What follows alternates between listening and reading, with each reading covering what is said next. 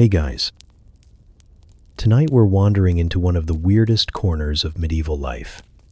The strange things people actually did for fun. Spoiler alert, there were no phones, no Netflix, and definitely no escape rooms. So what did people do? Well, they raced pigs, wrestled for cheese, and believed farting contests were a valid form of entertainment. It was a world where boredom met creativity in the most unpredictable ways. So, before you get too cozy, take a second to like the video and subscribe, but only if you genuinely enjoy this strange little corner of quiet storytelling. And drop a comment with where you're listening from and what time it is for you. It's strangely comforting to know who else is drifting off with us around the world. Now get comfortable, let the day melt away, and we'll drift back together into the quiet corners of the past.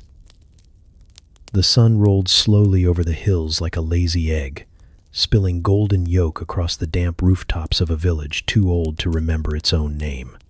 Smoke curled from crooked chimneys, not in any real hurry, and the mud in the street squelched with the sort of noise that made you question your life choices if your bare foot landed in it. And somewhere in the distance, the rooster didn't crow.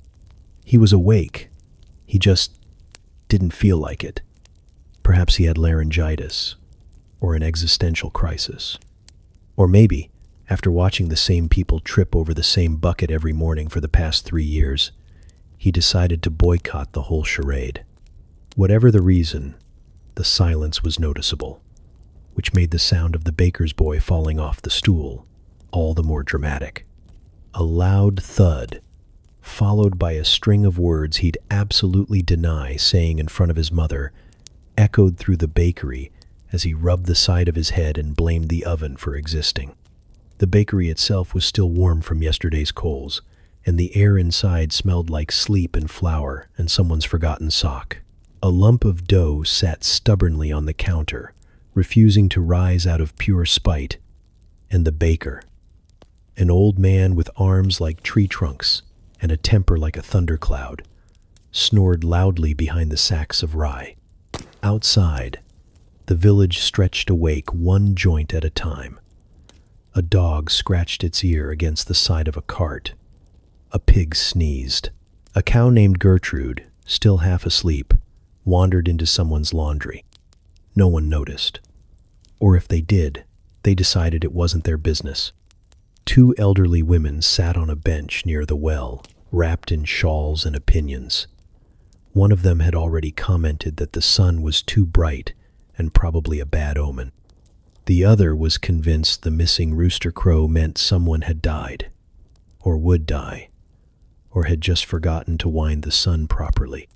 She wasn't clear on the theology, but she was certain it involved goats. A boy with a mop of hair and a tunic, 2 sizes too big, tiptoed past the church, holding a bucket with 1 fish in it. The fish looked judgmental. The boy looked guilty. He was supposed to deliver it to the reeve, but he was thinking very seriously about eating it himself, scales and all. He passed the tavern just as a bleary-eyed man stumbled out, 1 boot missing, a chicken under his arm, and a daisy tucked behind 1 ear. The chicken looked concerned. Meanwhile, the rooster, whose name no one remembered because no one had bothered to name him, stretched 1 wing, fluffed his feathers, and stared down at the village from the thatch roof of the blacksmith's shed. He watched the baker's boy burn his finger. He watched a child fall into a puddle and not get up because he was pretty sure if he stayed there long enough someone might bring him a plum. The blacksmith's forge hissed to life. The hammering would start soon, and with it the daily symphony of irritation. But not yet. For now, the village was in that in-between moment. Too late to be night, too early to be properly awake. The liminal space of yawns and scratched heads and forgotten chores. The cows were confused. The chickens were muttering among themselves. A goat chewed a boot and made eye contact with someone's grandmother. She didn't blink. Then came the cart. The wheels squeaked in protest, pulled by a donkey that looked like it had seen things. The driver, an old man with 3 teeth and a contagious laugh, shouted good morning like it was a war cry. No one responded, not out of rudeness, but because most of them hadn't had their first mead or mushroom tea yet and were deeply suspicious of enthusiasm. Finally, with a grunt and a flap of wings, the rooster let out a sound that could best be described as a sneeze trapped inside a yawn, followed by a suspicious silence and a deeply embarrassed shuffle on the roof tiles. A woman hanging laundry looked up and muttered, "About time," before snapping her sheet so hard it could have doubled as a flag. And just like that, the village surrendered to the day. Boots were pulled on, aprons tied, bread shoved into ovens. Children were yelled at to stop licking fence posts. Somewhere, a bell rang. Nobody knew why, but everyone assumed it meant something. The blacksmith began to curse rhythmically. The priest practiced his sermon with a stick and a sheep. The sheep disagreed with his theology. By the time the sun was fully up, the rooster had gone back to sleep. His job, as far as he was concerned, was done. He'd made a noise. People were moving. The world, however broken and ridiculous, was turning again. And if no one had quite noticed the exact moment the day began, that was fine. It wasn't the sort of place where things started cleanly. Here, mornings didn't arrive. They shuffled in, lost a boot in the mud, and hoped no one asked too many questions. The first true scent of morning wasn't the bread. It wasn't even the fire. It was the warm, wet slap of old porridge hitting a wooden bowl and the unmistakable tang of someone's breath who had not, by any stretch of the imagination, met a mint leaf in recent memory. In the corner of a crooked cottage, the hearth gave a grumble. Flames licked lazily at damp logs, protesting their workload, while a woman with one eyebrow and zero patience stirred a pot that looked suspiciously like it had never been emptied. The porridge inside bubbled with a resentful plop, thick enough to stand a spoon in, thin enough to slide off when no one was looking. Her husband, already shirtless and already sweating, sat hunched over a hunk of rye so dense it might qualify as a weapon in some kingdoms. He took a bite and paused halfway through chewing, not out of delight but calculation. Was this the same piece from yesterday, or had it been reincarnated from last week's loaf? Either way, it tasted like dust and commitment. Next door, a young girl was pouring reused ale into a cracked clay cup for her grandfather, who claimed it settled the stomach, despite strong evidence to the contrary. The cup itself had a chip shaped exactly like the bishop's nose, a fact the family mentioned often and laughed about never. Outside, more hearths began their morning chorus. Wood snapped. Metal clanged. Somewhere, someone screamed, "Not again!" And a chicken was launched gently out of a window. The rituals had begun. Hygiene in the village was more of a suggestion, a whisper, an idea one might consider if time allowed, and it usually didn't. A man stood shirtless by a water barrel, splashing his face with such ferocity you'd think he was trying to erase it. Another used the corner of a tunic that clearly belonged to someone else to wipe his nose. A woman scrubbed her armpits with a handful of moss and muttered something that may have been a prayer or a curse, maybe both. Tooth care was creative. Some chewed sticks. Others rubbed ashes on their gums with their fingers. One bold soul insisted on using sour milk, claiming it scared the rot away. It also scared away conversation. In one home, a child with tangled hair attempted to tame it by licking his palm and smacking his curls into submission. His mother watched and said nothing, mostly because she was too busy trying to remove a slug from her shoe without waking the baby balanced on her back. The bread ovens, at least, were a source of pride. That is, if your definition of pride included guessing whether today's crust would crack your teeth clean or just chip them slightly. The dough was often mixed with whatever was available. Oats, barley, the last handful of seeds someone forgot to plant. On a lucky day, there might be a walnut. On an unlucky day, a pebble. At the edge of the village, a man known only as Cricket was lighting his stove with a smirk. He claimed his bread rose better when he sang to it. The bread disagreed, but the singing continued. His neighbors didn't complain. They just made sure to be very loud about eating anyone else's loaf. Sacred rituals dotted the morning like breadcrumbs no one wanted to follow. A few families knelt by their doors, murmuring blessings with half-closed eyes and fully empty stomachs. The priest's bell rang once, though no one was sure why, as he was still asleep in the chapel with a candle melted into his hair. One woman tied garlic to her baby's ankle to ward off demons. Another spat over her left shoulder after feeding the dog, just in case. A boy rubbed mud on his forehead for strength, then promptly tripped over a bucket and blamed the mud for not working fast enough. There was something both chaotic and deeply comforting about these rhythms. Everyone had a part to play, even if their part involved burning the stew, cursing the cat, or waking up with half a beat in their bed. No one knew how these habits started. They simply were. Passed down, picked up, misunderstood, misused, and stubbornly repeated. By the time the sun climbed higher, the air was thick with smoke, salt, and hope that someone, somewhere, had a clean spoon. The porridge had begun to solidify into something resembling glue. The reused ale was already room temperature, which was not a compliment. And the bread? The bread was cooling on crooked shelves, daring anyone to complain. Morning had arrived fully now, not because the rooster said so, and not because the clock struck anything. There were no clocks, and the rooster was still offended. No, the day began when breath turned to chatter, and smoke rose from hearths, and people, despite everything, got on with the business of surviving. One crust, one cough, and one sacredly strange ritual at a time. They gathered like clockwork.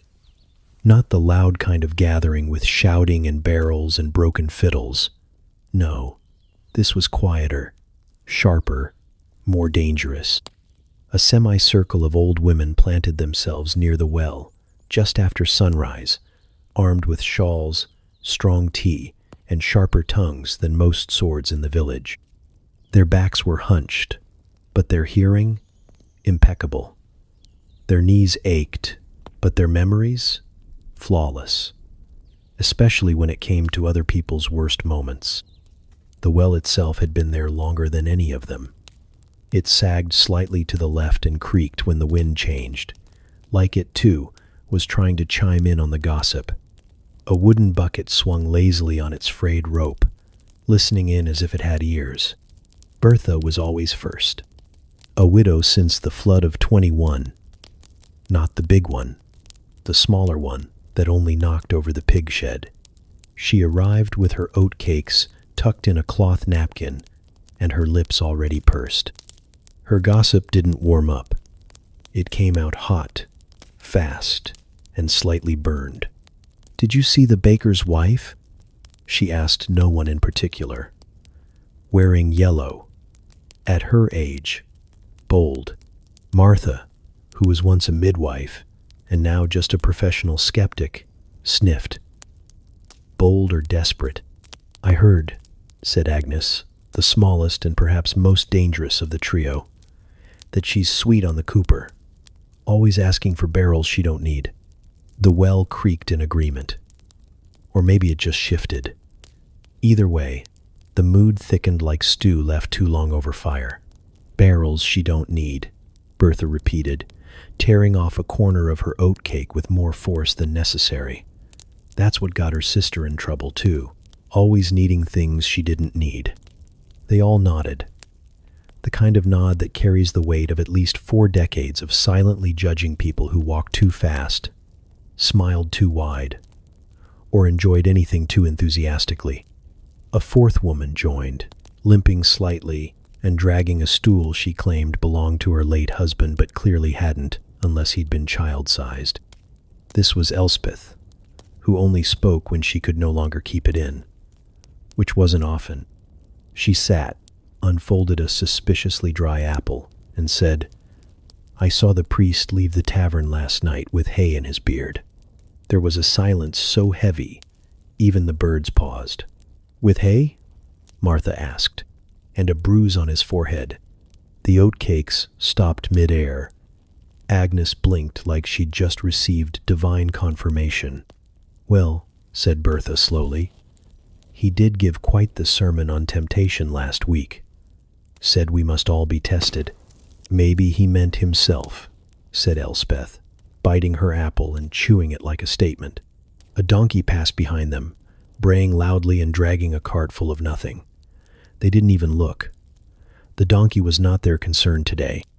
Today, it was the priest, the cooper, the baker's wife, and the woman from 2 cottages down who was seen planting something in the garden after midnight. "What sort of herb grows at that hour?" Martha asked with raised eyebrows. "The sort that gets your chickens to lay twice as fast," muttered Agnes.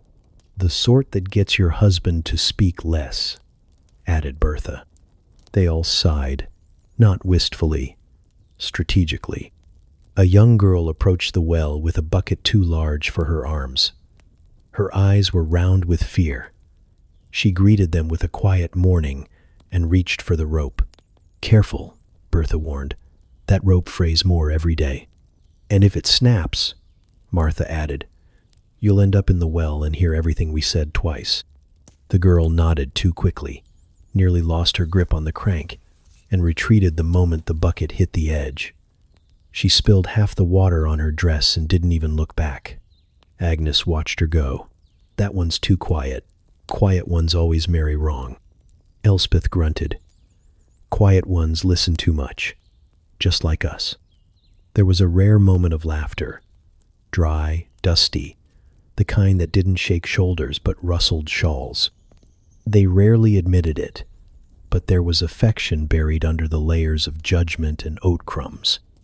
A kind of sisterhood formed not by love but by repetition, survival, and the shared understanding that everyone, eventually, gave them something to talk about. They moved on to pigs next. The big one near the churchyard had gotten loose again and eaten half a salter before someone chased it off with a broom. They debated whether that made the pig holy or blasphemous. Elspeth suggested it was both and that some men in the village weren't so different. More oatcakes were passed around, some dipped in tea. Others simply gnawed on for something to do. No one asked for recipes. They were all made with the same 3 ingredients anyway: oats, heat, and mild resentment. By the time the sun was high enough to warm the edge of the bench, the women had covered everything from who was limping too suddenly to who was smiling too often. They weren't always right. They weren't always fair. But they were always, unfailingly, watching. And tomorrow, they'd be back. Same time, same well, same oatcakes, and someone new to talk about. Inside the manor, where the walls leaned ever so slightly like they'd grown tired of holding secrets, a young scribe sat hunched over a wooden desk, far too noble for his level of talent. His name was Lionel, though some in the manor had taken to calling him Blot, not out of affection, but because he'd once spilled an entire inkwell into the bishop's sleeve, and no one had ever truly moved on. At this moment, Lionel was in his 5th hour of copying a legal charter so dull it could probably end wars just by being read aloud. It was written in Latin, a language that, in Lionel's case, triggered a very specific response. Sneezing. Not metaphorically, actually sneezing.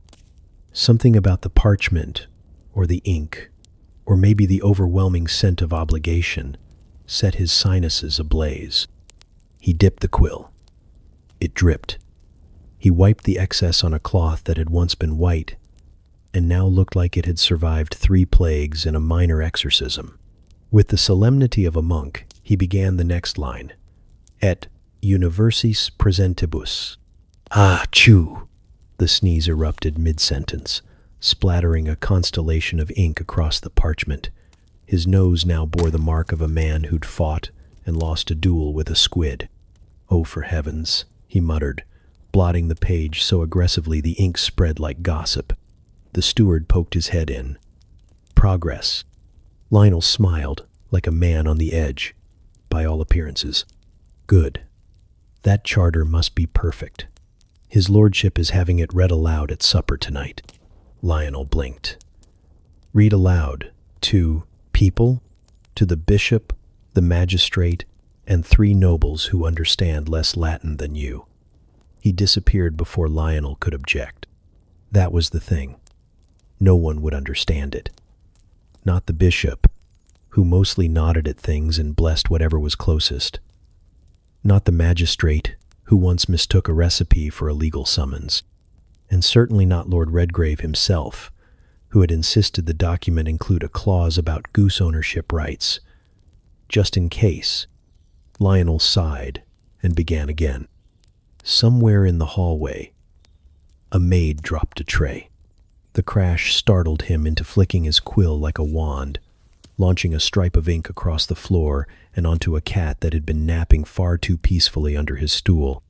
The cat woke up with a howl, launched itself onto the desk, and streaked across the page, leaving paw prints like small declarations of war. Lionel froze. The cat froze. Both considered the consequences. "I didn't see anything," he whispered to it. The cat blinked, unimpressed, and left the room with the air of someone who had just ended a relationship. He stared at the ruined page, then at the previous 4, all of them smudged, blotted, or mysteriously sticky. One had a dead fly pressed between 2 lines like punctuation. Another had a faint circle where he'd once set his tea without thinking. It wasn't that Lionel was bad at his job. He was just employed in a job that did not care for him. He liked poetry. He liked stories. He once tried to sneak a haiku into a land deed just to see if anyone would notice. They hadn't. But now, every time the town crier announced that parcel's boundaries, he accidentally recited a meditation on wind and wheat. Still, this charter had to be serious. Apparently, it concerned land use, taxation, and some clause about cows that sounded vaguely threatening. So Lionel tried again. He sat straighter. He wiped the ink from his nose. He dipped carefully. He breathed through his mouth, as if that might stop the sneezes. And he wrote, "E universis presentibus." "Bless you," came a voice from the hallway, preemptively. He didn't sneeze that time, but he did spill tea on his foot. Midway through the paragraph about grain levies, he began to wonder if anyone in the manor actually read anything. The steward only glanced at margins. The lord looked for his name and any mention of ducks. The bishop pretended to squint, as if he'd left his glasses in heaven. Maybe, Lionel thought, this wasn't about understanding. Maybe it was about performance. Authority in long sentences. Power in curled letters and unnecessarily large wax seals. He paused, wrote a new line. Quibustam terminis obumbratis, porcus regit silentium, which meant, very roughly, in certain shaded circumstances, the pig rules the silence. He stared at it, smiled, then, reluctantly, crossed it out. Mostly. By late afternoon, his desk was surrounded by a graveyard of crumpled parchment, a half-eaten oat biscuit, and a mouse that may have been reading over his shoulder. His nose was inked again. His eyes were crossed. But the charter? Done. Sort of. Lionel wiped his hands on his tunic, stood, and immediately knocked over the inkwell one final time. He considered screaming. Instead, he whispered, "I shall blame the cat." Then he rolled up the parchment, tied it with twine, and left the room with the gait of a man who had lost a battle but would survive the war. The charter would be read that night, mispronounced, misunderstood, forgotten by morning. But somewhere, deep in its clauses, A smudge shaped like a paw print would remain, proof that at least two beings had cared enough to ruin it completely. The sun was barely up, the mist still loitering in the fields like gossip with nowhere to be, when Edwin was handed a bucket, a rag, and a mission that would haunt him for seasons to come. "Go milk Gertrude," the stable master had said, wiping his hands on his apron like he'd just gifted Edwin a sacred rite. "She's in a mood today. Be gentle." Gertrude was always in a mood. Sometimes that mood was sleepy disdain. Other times it was outright war. She was the only cow in the village with her own nickname among the children, the Throne of Doom, and her stare had been known to make grown men reconsider their professions. Still, Edwin nodded like a fool and accepted the task, mostly because saying no would have meant scrubbing the latrines instead. At 16, he was an apprentice in everything and a master of nothing. He had once tripped over his own shoe while standing still. Today, he was about to learn how to milk a cow. He approached the barn with the reverence of a man entering battle. Birds chirped overhead, unaware. The rooster finally crowed, as if to say, "This is going to be good." Inside, Gertrude stood like a statue carved from indignation and hay. She did not look at Edwin. She looked through him. Her eyes narrowed. Her tail flicked. "Morning," Edwin said softly, trying to sound confident. "I'm here to, the milking." Gertrude didn't respond. She shifted her weight slightly, which might have meant, "Come closer," or "Prepare to die." It was hard to tell. He placed the bucket gently beneath her, crouched on the stool that wobbled if you breathed too hard, and reached out with trembling hands.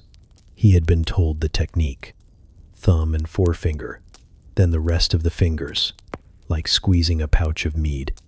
But the udders felt like warm, twitchy balloons, and just touching them made him flinch. "Sorry," he whispered to Gertrude. Gertrude sneezed, directly onto his face. Edwin wiped his eyes and tried again. He gave one slow, cautious tug. Nothing. Another. Still nothing. He looked up, and Gertrude was chewing slowly, staring at him with a smirk that shouldn't have been possible on a bovine. "Please?" he asked. Somewhere in the distance, thunder rumbled. Or maybe it was the baker's cart. Either way, it felt ominous. He adjusted the bucket, tried a firmer grip, tugged once more. A single, pathetic squirt of milk hit the side of the pail, with a sound that mocked him. "Progress," he whispered. And then Gertrude moved. With a twist of her body that defied physics and modesty, she shifted her rear leg and delivered a precise, calculated kick that sent the bucket flying, knocked the stool sideways, and deposited Edwin directly into a pile of straw that smelled distinctly of past regrets. "All right," he gasped, sprawled out, staring at the beams above. "Not progress." Gertrude turned her head, snorted, resumed chewing. Edwin sat up, covered in milk, straw, and shame. His tunic clung to him in patches. His hair looked like it had been licked by a confused ghost. And the bucket, now dented, lay on its side like a fallen crown. He retrieved it, dusted it off, returned to the stool with the determination of a martyr and the posture of a drowned rat. "Okay," he muttered. Again, this time, he tried humming. A soft, nervous tune that sounded vaguely like a lullaby and a funeral march at once. He gave a gentler pull, eyes closed, hoping that maybe Gertrude was the kind of cow who responded to music. To his surprise, she stayed still. A thin stream of milk began to trickle into the bucket. He didn't breathe, didn't blink, just milked, slowly, rhythmically, imagining applause in the distance. Then the tail came. It whipped like a whip, designed by Satan himself, catching him across the cheek and mouth with a wet smack that tasted like manure and betrayal. The bucket tipped. Again, the milk spilled like an offering to the gods of humiliation. Gertrude let out a low, satisfied moo. By the time the stable master returned, Edwin was slumped against the barn door, defeated, his hands sore, his shirt stained, and his expression one of quiet trauma. "Well?" the stable master asked, arms crossed. Edwin looked up. "She gave me something. Milk. Mostly contempt." The man chuckled, then glanced at the cow. "She only respects two people, the priest and the old widow who feeds her honey oats on Thursdays. Everyone else is just a target." Gertrude snorted in agreement. Edwin stood, handed over the dented bucket, and wiped his hands on what was left of his dignity. He wouldn't say he learned how to milk a cow that day, but he did learn how not to, which, in most villages, counted for something. And Gertrude? She stood regal and unbothered, queen of the barn, guardian of udders, watching the boy retreat with her tail swishing in slow, victorious arcs. The sun hadn't climbed too far when the village children were released into the fields with what the adults generously referred to as important work. Important in the sense that it kept them out of the bakery, away from the priest, and preferably far from anything breakable. They were told to gather weeds from the edge of the barley rows. They were also told to not hit each other with shovels, not climb the scarecrow again, and not pretend to die in front of travelers. These requests were understood, but not remembered. A dozen or so children spilled into the fields, like noisy birds, armed with small shovels, baskets, and the kind of energy that made goats nervous. Their clothes were patched, their shoes uneven, and their priorities very clear. Dig something up, throw it, and if possible, fall down dramatically afterward. Thomas, age 9, and already missing 2 front teeth from unrelated incidents, declared himself commander of dirt, and immediately appointed a council made up of whichever children hadn't run away when he started shouting. His first decree was to form a shovel brigade. You dig, you duck, and if you get hit, you scream, he said proudly, gripping his own shovel like a knight holding a very flat sword. Marigold, the oldest at nearly 12 and far too intelligent for her environment, rolled her eyes so hard it nearly counted as a full-body exercise. She was supposed to be supervising. Instead, she found herself ducking as a rotten turnip flew past her ear. "That was a warning shot," yelled a boy named Pip, who was never entirely sure what he was warning anyone about. The battle began soon after. It was not a battle for land or glory or honor. It was a battle for boredom, for attention, for who could yell, "I've been struck," with the most theatrical flair while crumpling to the earth like a wounded bard. Turnips became ammunition. Clumps of damp soil were grenades. Sticks turned into staffs, and someone fashioned a helmet out of a cracked bucket and half a bird's nest. At one point, a girl named Elsie lay face down in the grass, arms spread wide, murmuring, "Tell my goat I loved her," as if she were breathing her final words into the wind. No one questioned this. A younger boy, barely 5, wandered through the middle of the chaos with a dandelion crown on his head, and no idea what was happening. He was gently struck by a flying potato and sat down to contemplate his life. 2 boys engaged in what could only be described as a duel, flat shovels clanging together with the precision of a blacksmith and the wisdom of a brick. One tripped. The other declared victory and began chanting a victory song made entirely of made-up words. Everyone applauded, then booed, then applauded again. A nearby farmer, hoe in hand, looked up once from his furrows, surveyed the chaos, and returned to work. He had seen worse. Last spring, they'd stolen a wheelbarrow and raced it downhill into the river. One of them had emerged riding a goose like a chariot. He didn't ask questions anymore. Meanwhile, the weed baskets remained mostly empty. The shovels, though intended for gentle tilling, were now covered in dents, mud, and possibly one regrettable snail. No one had gathered anything remotely useful, except for a curious clump of moss that someone insisted was magical and kept in their pocket for luck. Marigold eventually gave up shouting instructions and began building a tower of rocks in silent protest. It was at least productive. For a while, it reached an impressive height before someone mistook it for an enemy fortress and demolished it with a well-aimed parsnip. There was one brief moment of truce when someone announced they'd found a rabbit hole. Everyone gathered, wide-eyed and reverent, hoping to see ears. The rabbit did not appear. Instead, they argued over what to name it. Suggestions included Sir Flop, Mud King, and Dirt Jesus. No decision was made. The sun climbed higher, casting long shadows over the field where children lay sprawled like fallen soldiers, clutching their sides and laughing. They were stained with grass, dust, and several substances best left unidentified. Their hands were blistered, their hair full of burrs, and their faces glowing with the satisfaction of a good, pointless fight. A bell rang faintly from the village square. To lunchtime. There was a collective groan. Not because they weren't hungry, but because the war had been just getting good. Still, they rose, shaking off dirt and honor, and made their slow retreat back through the fields. Thomas walked with a limp he absolutely did not have 10 minutes earlier. Marigold carried a single weed in her basket, symbolic more than useful. Pip clutched a lump of turnip like a trophy. Gertrude the cow watched them pass with deep, bovine judgment. Back in the fields, the overturned soil bore the marks of a morning well wasted.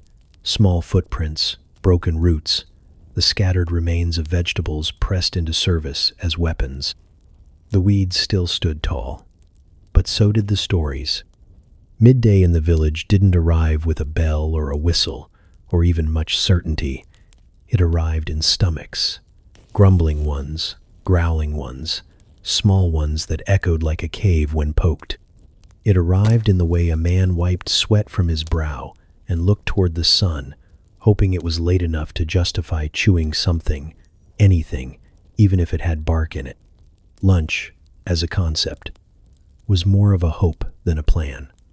Some families prepared for it like a ritual. Others stumbled into it like a trap. And many, especially the children, simply accepted that it would be whatever you could catch, steal, find, or chew fast enough that no one could question it. In the bakery, what little bread remained from the morning was crusted, hard, and slightly warm, if you held it under your armpit long enough.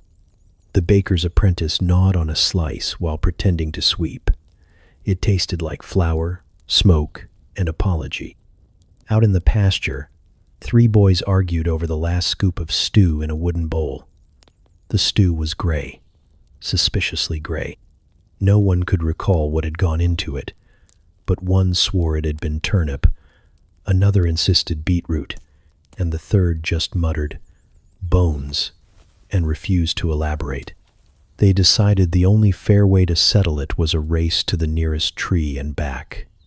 The winner choked it down while the others watched in a mix of envy and concern. By the well, an old woman unwrapped a cloth and revealed a hunk of cheese so aged it had developed a personality. It smelled like foot and defiance. She cut it with a knife that had seen better centuries, popped a piece in her mouth and declared it tangy, which was generous. A dog sat nearby, hopeful. She offered it a crumb. The dog sniffed it, then left. A little girl with dirt on her chin and daisies in her hair tugged a radish from someone else's garden. She looked both ways, then bit it in half. It was peppery, sharp, and deliciously forbidden. She wiped her mouth with her sleeve, stashed the other half in her pocket for later, and skipped away like a criminal with no regrets. The tavern naturally had food, if you could pay, which most couldn't. But the tavern keeper's son had a soft spot for sob stories and wide eyes. He slipped 2 boiled eggs and a piece of stale pie to a passing widow who claimed she hadn't eaten since Tuesday. It was Thursday. She winked as she walked away. Some meals were more creative.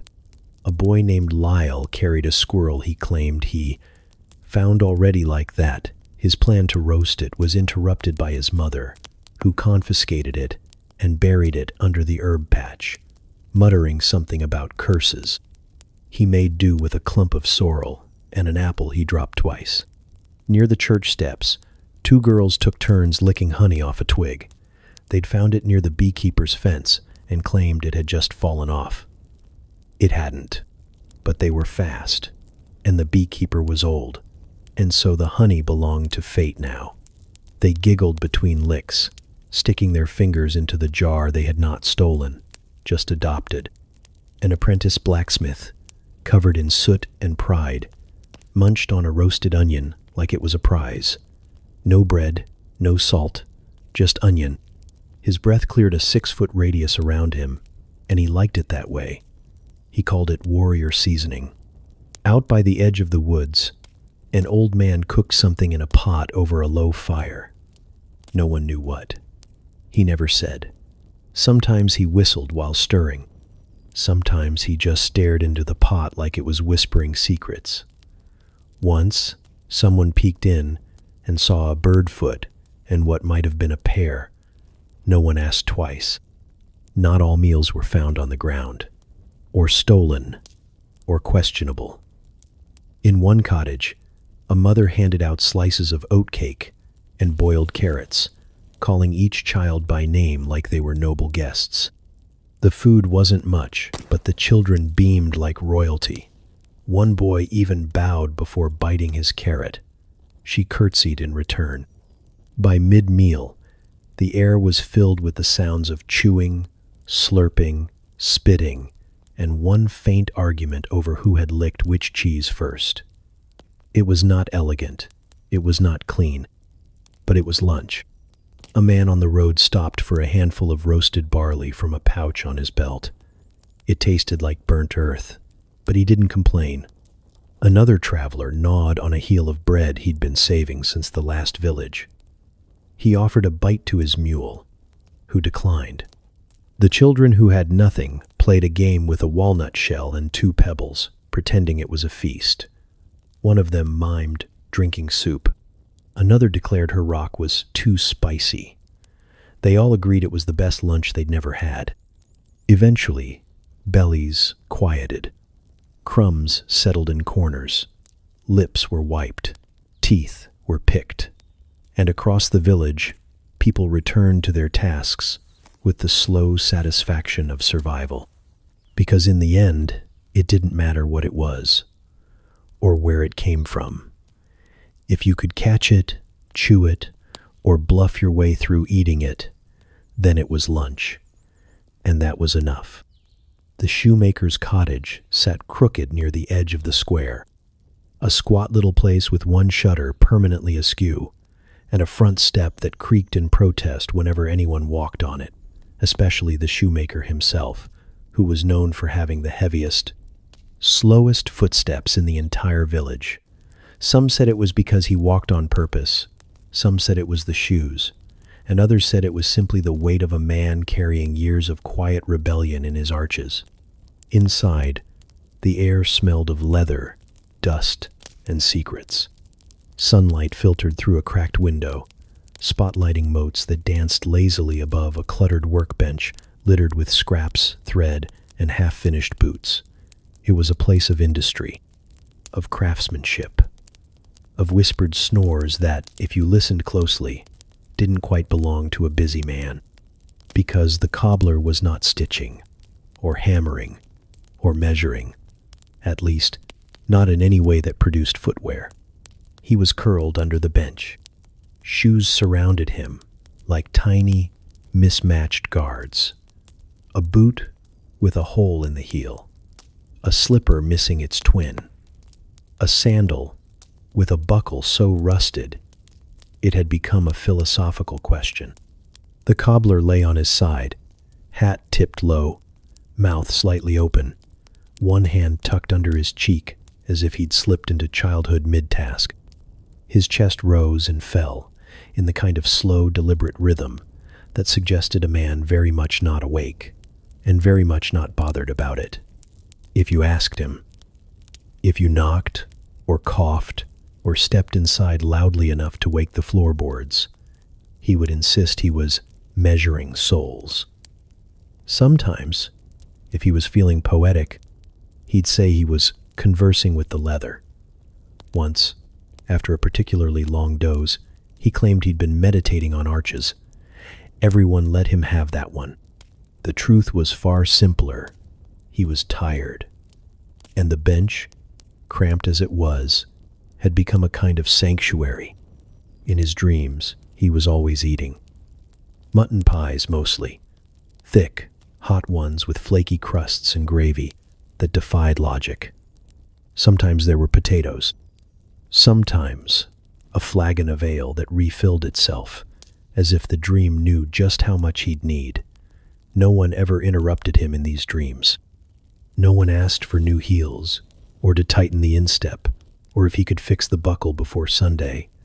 Just pie and quiet, and the soft hum of a world where everything fit perfectly. Above him, life carried on. A young man stepped into the shop, looked around, and called out, "Master Cobbler?" No answer. He frowned, leaned over the counter, and caught sight of a boot twitching ever so slightly under the bench. A faint snore confirmed his suspicion.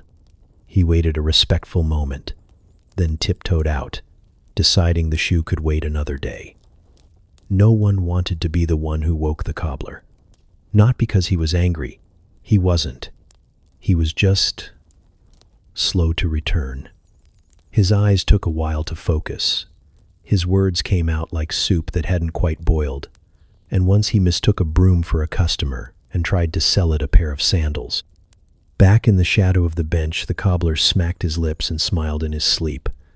The mutton pie was particularly good today. Outside, the village buzzed. The blacksmith's hammer rang out like church bells. Children shouted over a game of chase the chicken. The miller cursed about something that was probably his own fault. And in the midst of it all, the shoemaker napped on, undisturbed, wrapped in the scent of tanned hide and baked fantasy.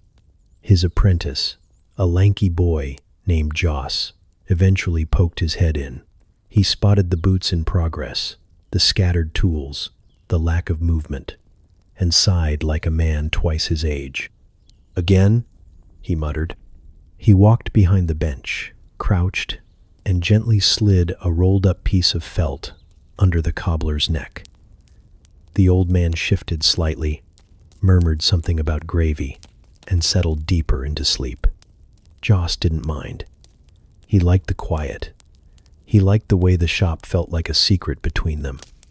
He even liked that his master sometimes dreamed instead of worked.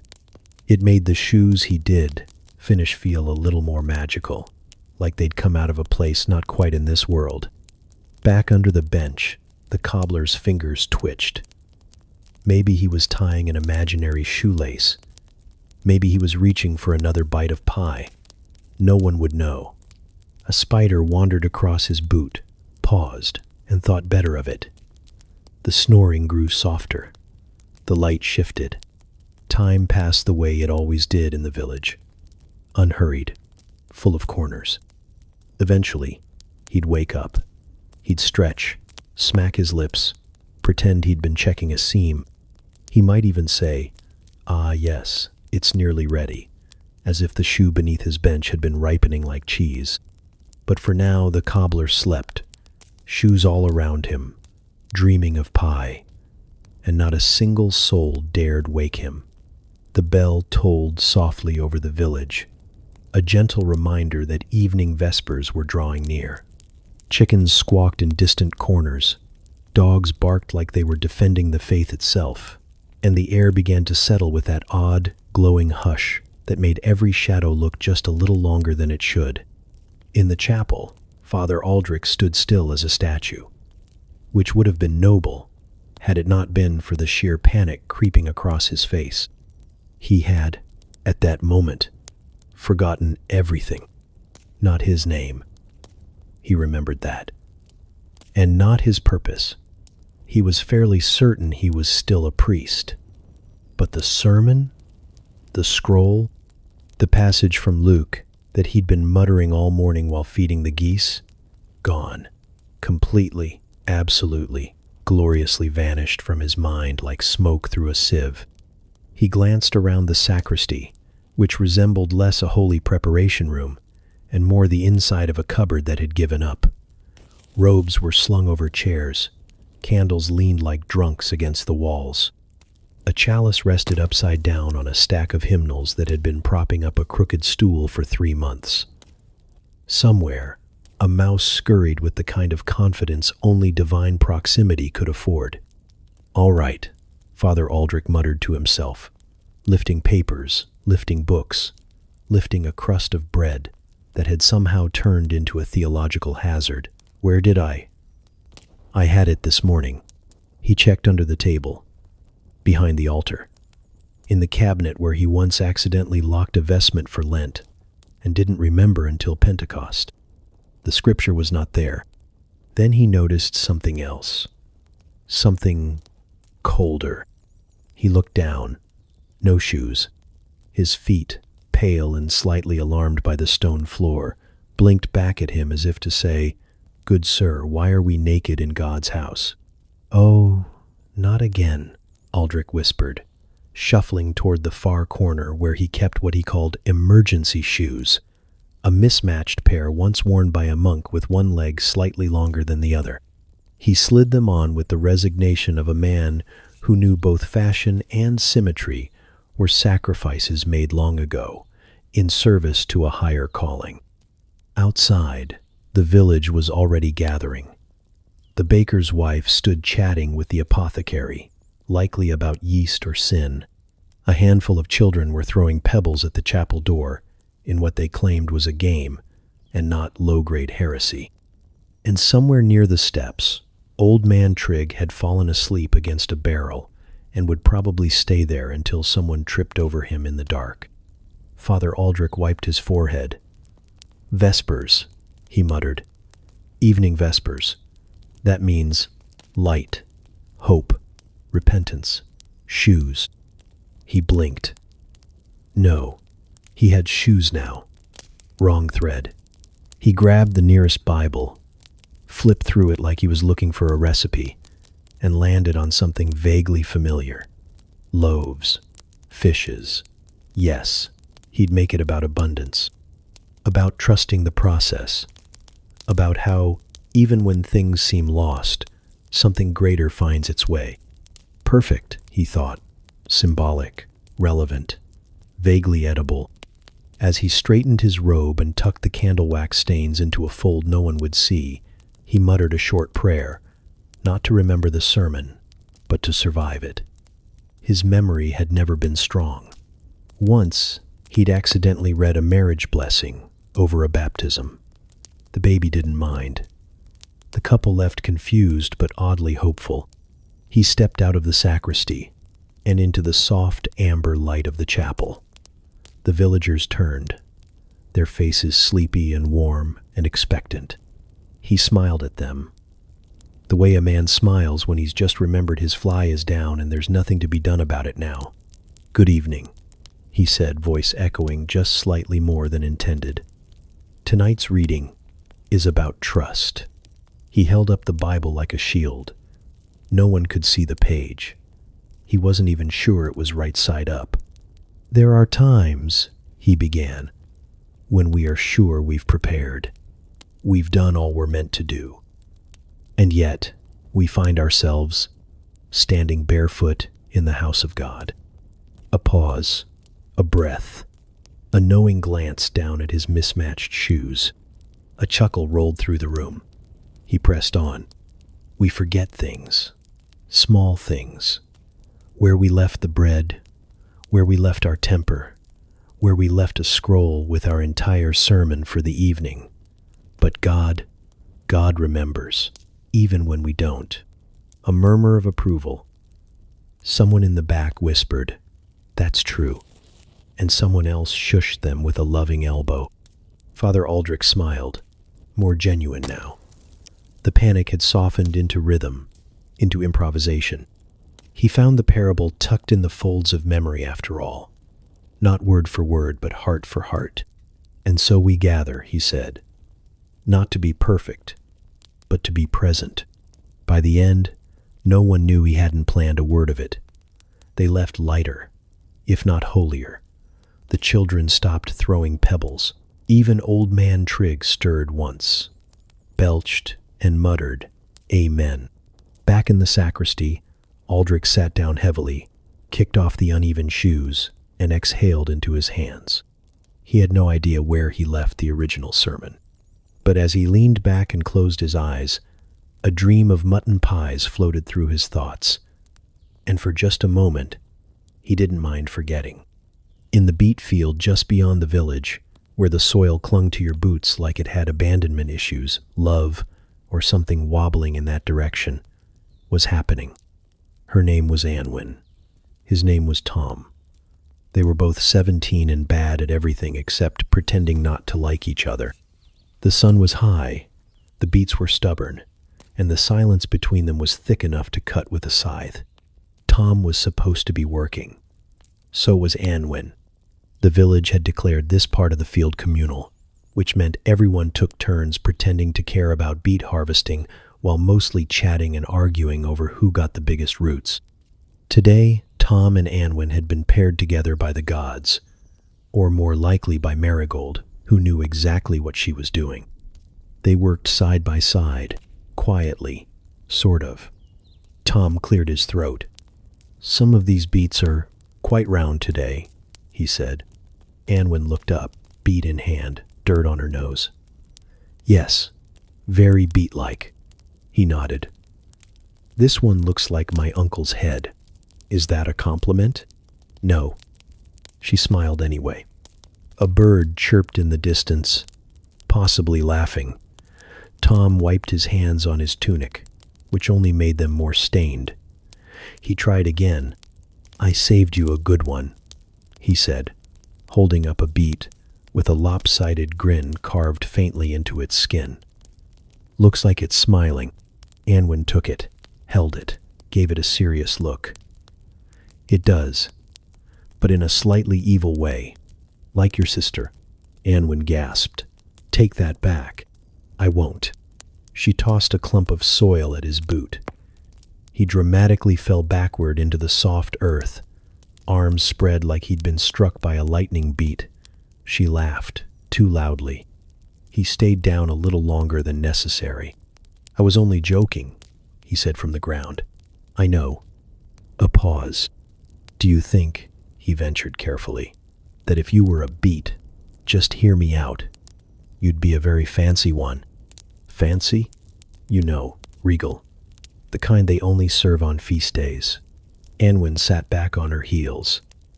"And you'd be the one with the wormhole." "Charming."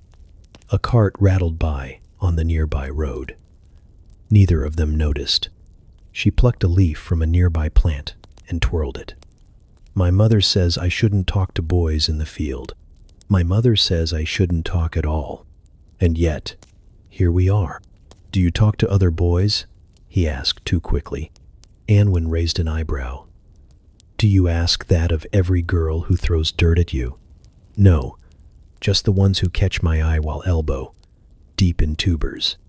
She flushed, not visibly, but in the way she blinked a little slower and looked away like she suddenly remembered how interesting dirt could be. "I don't talk to many boys," she said after a moment. "Most of them don't say anything worth hearing." Tom tried not to smile so big it scared the birds. "I once wrote a poem," he offered, "about turnips."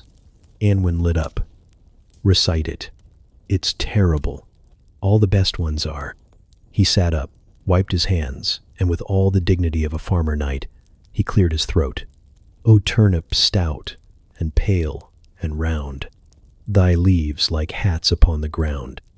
Thy flesh is firm, thy spirit true. But still, I'd rather look at you." He looked at her. She blinked, then snorted.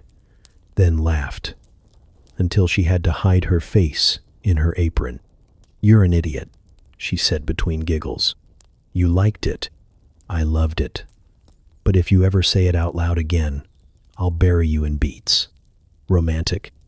They sat there for a moment, not touching, not moving, just a shared silence filled with beat breath and awkward potential. In the distance, a goat bleated. "I like goats," Tom said. Anwen tilted her head. "That was smooth. I'm warming up. My father would kill you. I'm very fast. He's got a crossbow. I'm not that fast." They grinned at each other, and it was the kind of grin that made the rest of the world slightly blurry for a few seconds. "Do you want to walk back together?" she asked softly now. "Even if I didn't, I'd say yes. I figured." She stood, brushing soil from her skirt. He scrambled to stand beside her, and for a moment they stood awkwardly, shoulder to shoulder, pretending the wind was more interesting than it was. She handed him the smiling bead. "For your poem collection." He took it like it was a relic. "I'll treasure it." They started walking, slowly, together, one step apart, then half. He reached for her hand, then pulled back. She noticed, didn't say anything, just let the silence stretch kindly between them. Behind them, the field was full of crooked rows and half-filled baskets, and the echoes of laughter that still hadn't entirely died down. Love, in the beet field, was clumsy. It was chaste. It was a disaster made of blushing cheeks and shared vegetables. But for Tom and Anwen, it was everything. At the edge of the monastery grounds, past the herb garden, and behind the crumbling stone wall, where no one bothered to weed, lived Brother Cuthbert. He had a cell of his own, technically, though he was rarely in it. He preferred the woods, or the pond, or crouched behind the chapel, whispering to slugs, depending on the day.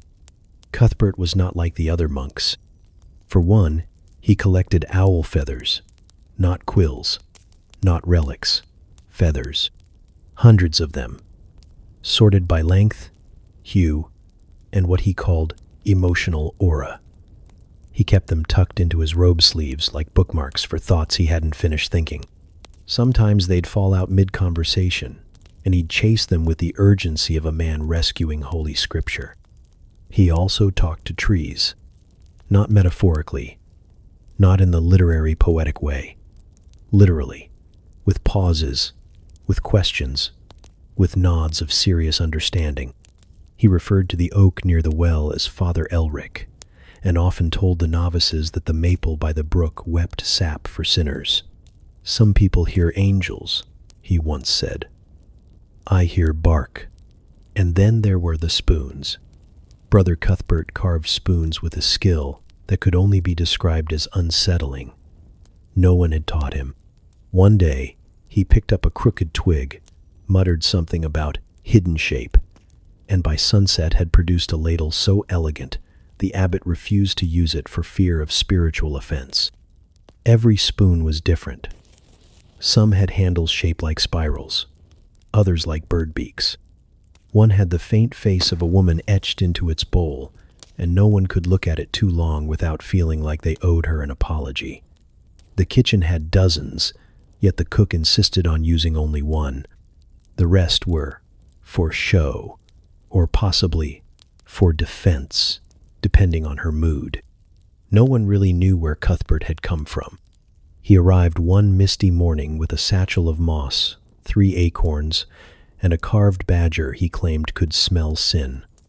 The abbot, having once spent 6 hours chasing a goose through the cloister, decided he had no grounds to turn anyone away, and welcomed him. Since then, Cuthbert had become both a curiosity and a legend. Novices whispered that he once healed a pigeon with just his breath. Others said he'd been struck by lightning twice and thanked the sky both times. A few insisted he kept a journal written entirely in bird footprints. When asked, he only smiled and said, "Some truths are feathered." The villagers regarded him with a blend of reverence and alarm. Children left him offerings of dandelions and buttons. Old women crossed themselves when he passed, but asked for talismans, just in case. Young men dared each other to ask him questions like, "What do you dream about?" and then fled when he actually answered. "Mostly echoes," he once said. Sometimes, jam. One day, the abbot tried to assign him a formal duty. Script copying. Cuthbert agreed, and promptly filled a parchment with drawings of frogs in various hats. When asked what gospel this was, he replied, "Mark, probably, if he'd had more frogs." They moved him to gardening. He planted in spirals. The cabbage sprouted in a circle that seemed to repel snails. The lettuce grew in the shape of a fish, accidentally honoring an obscure saint. No one argued. The produce was excellent. And yet, for all his oddness, Cuthbert was beloved. He never missed morning prayers, even if he arrived wearing a crown of thistles or dripping wet from some silent encounter with the stream. He listened better than anyone.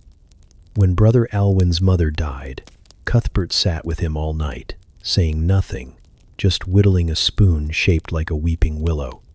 He once scared off a bandit with a long stare and a handful of dried mushrooms. The bandit returned a week later to return a borrowed staff and ask if Cuthbert could bless his goat. The spoon carver did, solemnly, with 3 owl feathers and a chant that may or may not have been improvised. The goat was never the same, in a good way. At meals he rarely spoke, but when he did, it was always something no one expected. "The moon is a borrowed tooth," he said once, mid-pottage. No one asked what he meant. They just nodded. It felt true. Sometimes, in the dead of night, he could be seen dancing barefoot behind the chapel. Slowly, gracefully, arms outstretched like he was listening to a hymn only the dirt could sing. No one stopped him. In fact, a few of the younger monks started joining him, though clumsily, and always in silence. Was he mad? Maybe. Was he wise? Possibly more than any of them. But most agreed he was something else entirely. A question the monastery had been lucky enough to receive without needing an answer. So he whittled. He wandered. He whispered to the trees. And the trees, if you listened closely, if you really listened, sometimes whispered back.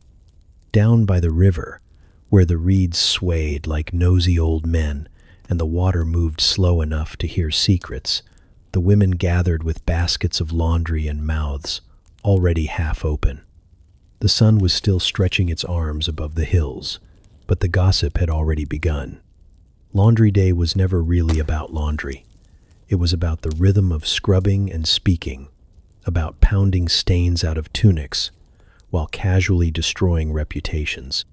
The soap was made of ash and lard, rough as sand and just as unforgiving.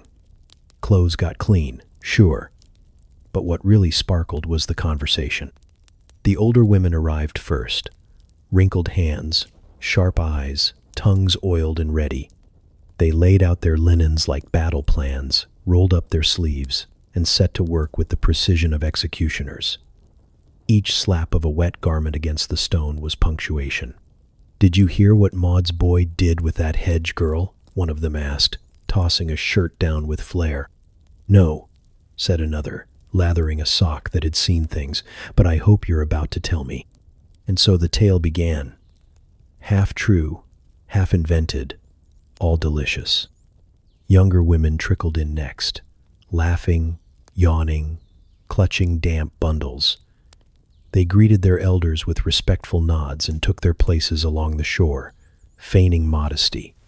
But their ears were wide open, their hands scrubbing absent-mindedly, their minds already stitching together what they'd heard last week with what they'd overhear today.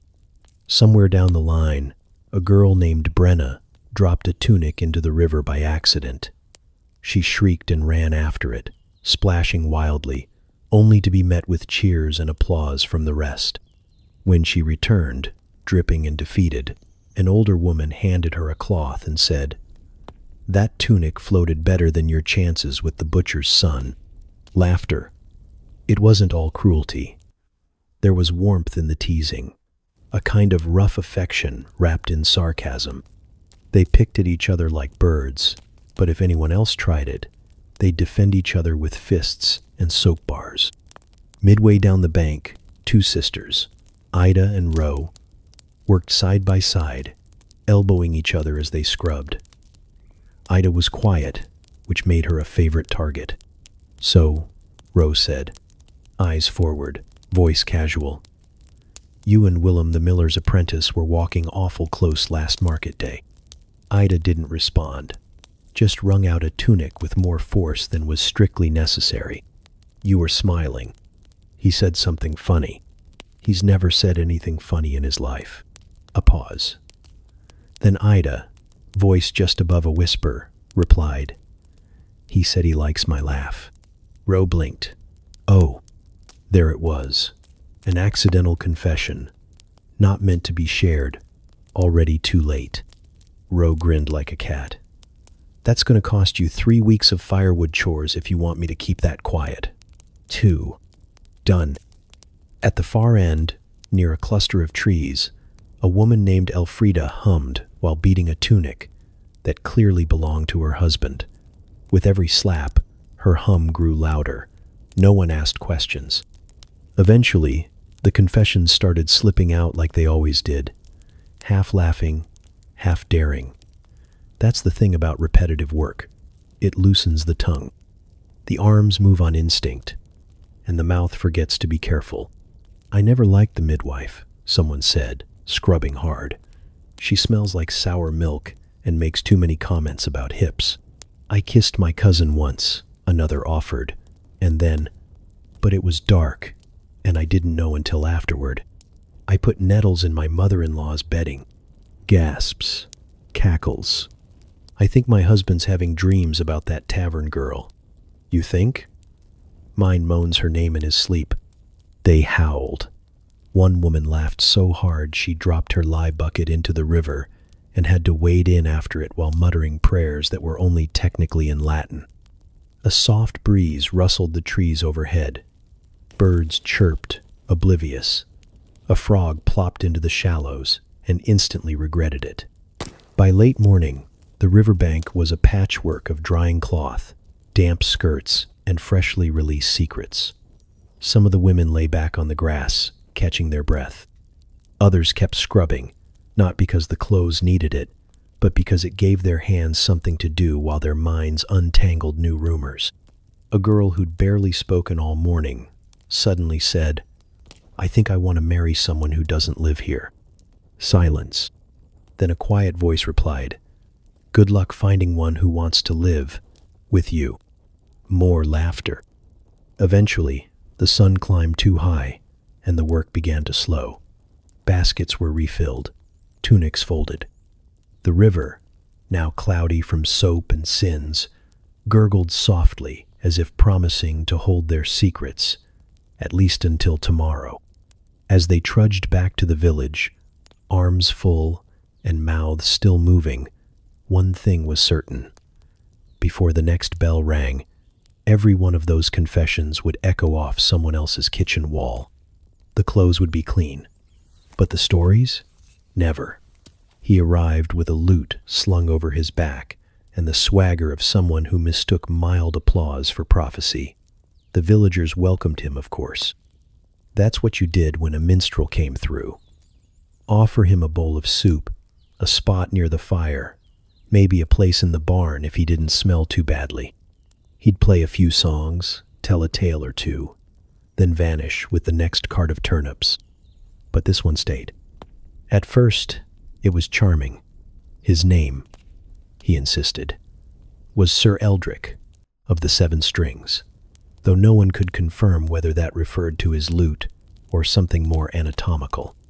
He wore a hat with an absurd feather and spoke in poetic riddles even when asking for directions to the outhouse. "In the year of our Lord, may I inquire where yon latrine doth reside?" he once asked old Murda, who simply pointed and muttered, "Over there, and don't yawn me." He performed in the square every evening, without fail. The first night, The children danced. The second, the butcher's wife, clapped along. By the fifth, most people found urgent reasons to be elsewhere, like checking on non-existent goats or rearranging firewood. The problem wasn't just that he stayed. It was that he only knew 3 songs. Exactly 3. One about a brave knight who loved a swan, which grew less romantic the more you thought about it. One about a miller's daughter and some deeply questionable metaphors, and one called "The Wind Doth Moan for Thee," which involved a lot of moaning. Literal moaning. He hit the same note at least 17 times. When asked if he knew anything else, he'd smile like he'd been mistaken for royalty and reply, "Ah, but these are sacred tales, crafted under moonlight and muse, and overcooked," muttered the baker's son.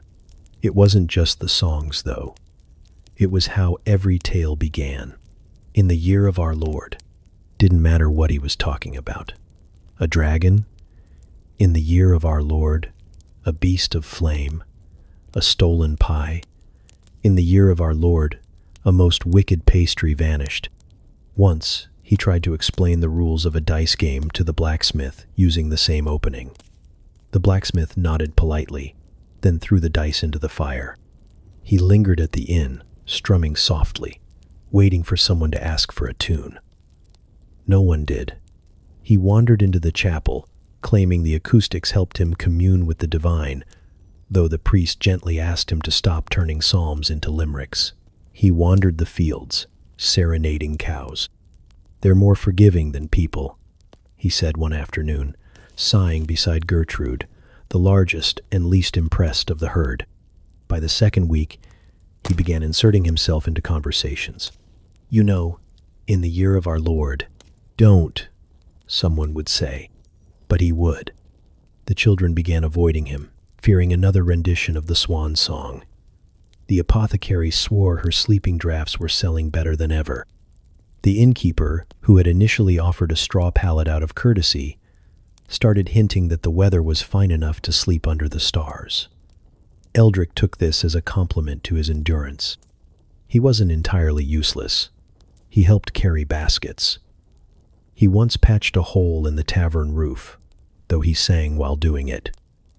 He was polite, clean, somehow, and never stole a thing. But his presence clung like flower dust. Everywhere. Impossible to remove. Slightly sweet, but mostly annoying. A secret meeting was held behind the granary. What if we tell him there's a music contest in the next town? He'll come back with a trophy. Can we bribe him? With what? Our remaining patience? Someone suggested sending him into the forest to serenade bears.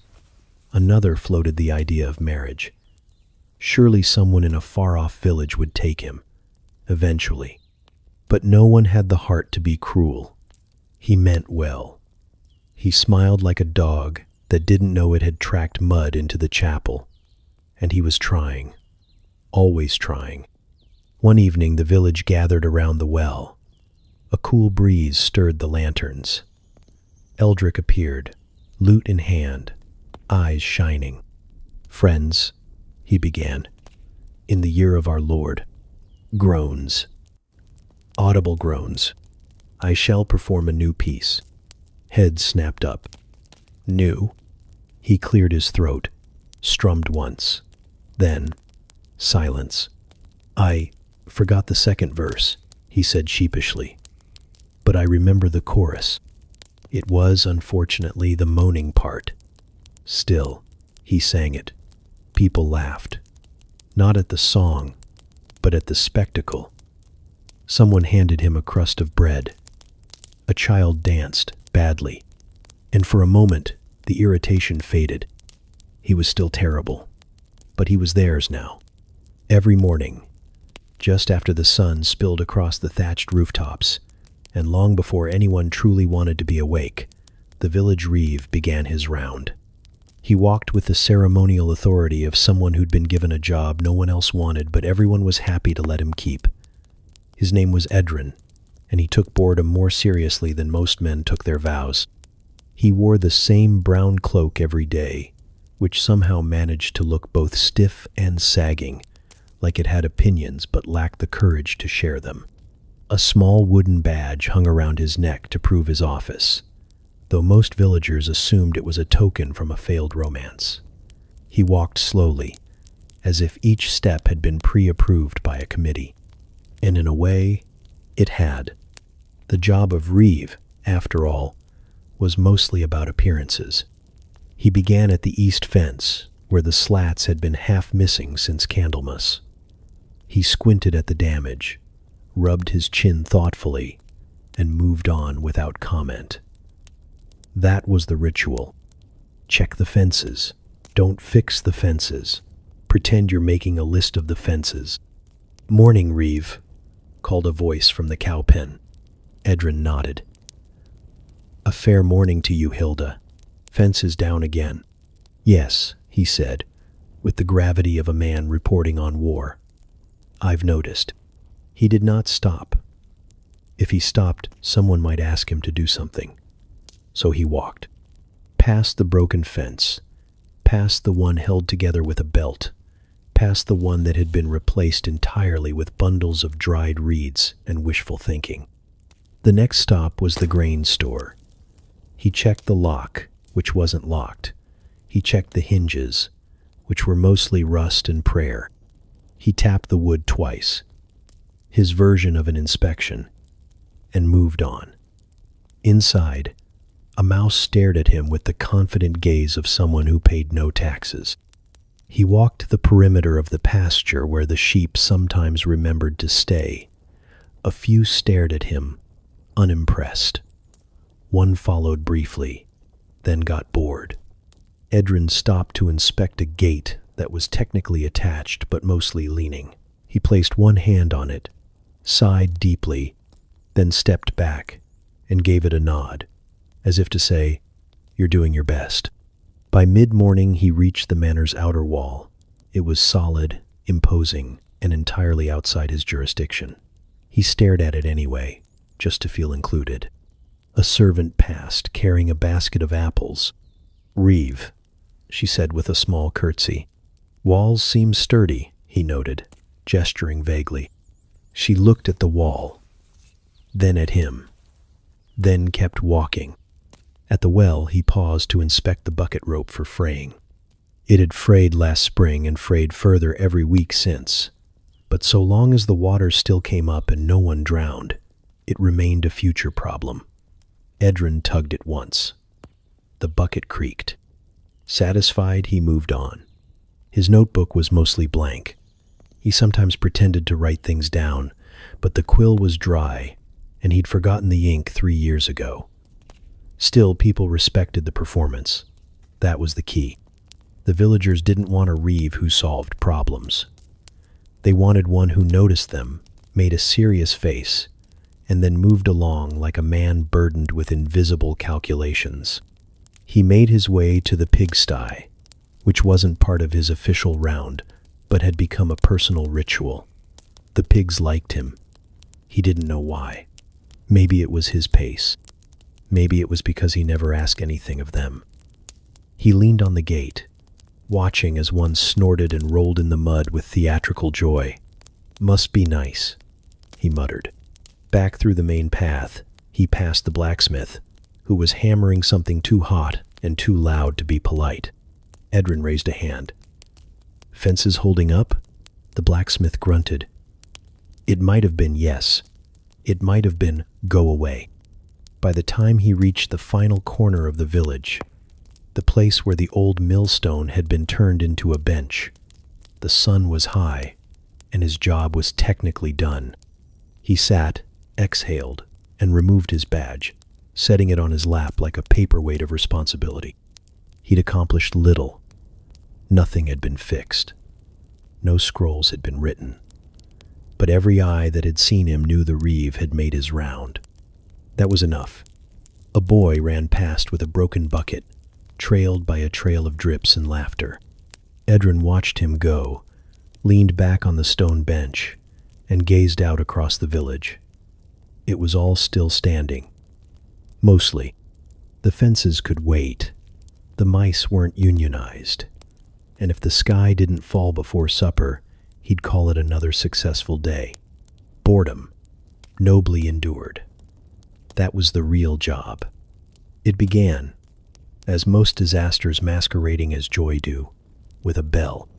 A single, sharp clang rang out from the center of the village square just after dawn. No one was scheduled to ring it. It wasn't a feast day. No saint was being honored. The crops hadn't done anything worth celebrating. And yet, the bell tolled, echoing through morning mist, like a question no one wanted to answer. Then came the shouting. "Festival day," someone cried. No one could say who. The words leapt from mouth to mouth like sparks in a dry barn. By the time the sun cleared the trees, it was already being repeated as fact. It's festival day. Of course it is. Long live the festival. What are we celebrating? Doesn't matter. Pie's involved. And that was enough. The baker, still in his nightshirt, stumbled outside to find 3 women banging on his shutters. "We need 20 pies," they declared. "I haven't made dough," he replied. "Then make some," they said, "or the festival gods will be angry." He blinked. "We have festival gods? Today we do." The blacksmith's apprentice began tying ribbons to a fence post. The fence post collapsed. He tied them to a goat instead. The goat, named Oswald, and already known for questionable decision-making, took this as a sign of political ascension and began headbutting barrels with imperial pride. By mid-morning, the square was unrecognizable. Someone had dragged out a fiddle. Someone else, who had never played the flute before but claimed a strong family resemblance to those who had tempted to join in. The result was music, if music could be defined broadly enough to include wailing cats and stepped-on ducks. The butcher declared he'd host a competition. Guess what's in this pie? Entry was free. Regret was not. A group of children reenacted a heroic tale of Sir Turnip and the Dragon of Dirt, which involved one boy wearing a bucket and another pretending to breathe fire with the help of an unfortunate chili pepper. An old woman blessed them both. No one knew if she was an actual healer or just enjoying the moment. At the edge of the crowd, the priest stood squinting in confusion. "Who sanctioned this?" "You did, Father." Someone lied. "Oh," he said. "Well, let us give thanks." He raised his hands. A cheer went up. The cheer had nothing to do with him. It was because the goat had just stolen someone's hat and was wearing it with undeniable style. Banners appeared, though no one could recall owning banners. One was clearly a bedsheet. Another had suspiciously familiar embroidery from someone's Sunday tunic. But hung high and flapping in the breeze, they looked official enough to convince even the skeptics. There was dancing. There was tripping disguised as dancing.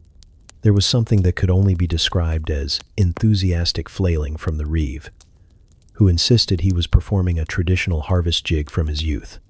The crowd politely avoided eye contact while giving him space. The pies, when they emerged, were diverse in both content and structural integrity. One was definitely just mashed beans inside a bread bowl. Another may have contained fish or soap. It was hard to tell. Everyone agreed to smile while chewing. The ale flowed early, too early. By noon, the blacksmith was serenading a pig. The pig, to its credit, seemed charmed. By 1 o'clock, 2 arguments had broken out over whether this was a real holiday or just an elaborate prank. By 2, both parties were drunk enough to agree that it didn't matter. "Should we do this every year?" someone shouted. "Yes," someone else replied. "Especially the pies." "No, not the pies," shouted a third, mouth still full. Children raced in circles. A man juggled 3 onions and then sneezed himself into unconsciousness. The goat climbed the hay cart and attempted a speech. No one understood it, but the applause was thunderous. As afternoon settled into its lazier phase, the square became a sea of napping bodies and crumpled paper crowns. The fiddler had broken 2 strings. The flute had been lost in a barrel. Someone passed around honey cakes that were mostly just honey with regrets. The priest eventually sat beside the baker, both men sipping from the same jug. "What are we celebrating again?" the baker asked. "Unity," said the priest, squinting into the sun. "Or chaos?" "Maybe both. It's not a real holiday, is it?" "Is any of them?" The priest shrugged. "People remembered joy. That seems worth ringing a bell over." They clinked cups. Somewhere, the goat fell off the hay cart. By nightfall, torches flickered, songs stumbled, and the air grew thick with contented confusion. No one remembered who rang the bell. No one knew if it would happen again. But for one odd, inexplicable day, the village had celebrated something no one could name. And that, somehow, felt sacred. The village was asleep, or at least pretending to be. The hearths had burned low, the bread had hardened, the last dog had given up barking at shadows. But out in the meadow beyond the last fence post, the one that leaned like it had given up trying, something was happening. It always started the same. A whisper passed from mouth to mouth after supper, slipped between bites of stew and sips of weak ale. "They're going to the meadow tonight." No one said who. No one needed to. The meadow, flat and moon-soaked, was where young villagers went when they had things to say that couldn't survive the daylight. Things like, "I think I love you," or "We shouldn't have done that," or "What if we just ran away and became candle merchants?" The moon tonight was full and nosy, hanging fat over the treetops like it wanted a front row seat. Crickets chirped with gossiping rhythm. The air smelled of grass, wood smoke, and nerves. Marigold was the first to arrive. Her hair braided so tightly it gave away how long she'd spent preparing. She stood near the old oak, pretending to admire the view while counting her breaths. Beside her, tucked under her sleeve, was a wilted posy. Not fresh, but intentional. A token. A maybe. Soon came Tom, boots muddy, shirt clean. Unusual, which meant something was afoot. He paced 3 steps to the left, then 2 to the right, then started over. The moon watched him. So did Marigold, though she didn't say a word. Elsewhere, behind the blackberry bushes, Elsie and Marta whispered like they were planning a heist. "He's going to ask her tonight." "No, he's not," he told Joran. Joran lies. He was crying when he said it. Could be allergies. The 2 girls paused to watch a pair stumbling over the hilltop, hands clasped awkwardly like they hadn't decided if it was romantic or a negotiation. Down by the riverbank, someone was singing, badly. Someone else hushed them. A 3rd person started clapping to the beat. The village night was alive with potential disasters. Then came the first proposal. It wasn't dramatic, just a boy kneeling in a puddle, offering a bent ring and a shaky sentence. "I know I've got nothing, but maybe we could have nothing together." The girl blinked, said nothing, then kissed him hard enough to startle a nearby owl. He forgot how to stand. She forgot how to breathe. Not far off, someone else tried the same, but fumbled. Do you want to? If I built a hut, would?" She stared at him. "That's your pitch?" He wilted. "There'd be goats." "I'm allergic to goats." The moon did not blink. It merely listened. Under its watch, a dozen almost lovers stumbled through half-confessions, whispered dreams, and impulsive handholds. Someone sang again. Louder this time. Someone sobbed beside a log. Another person offered a bracelet made of twine and regret. At least 2 proposals were accepted.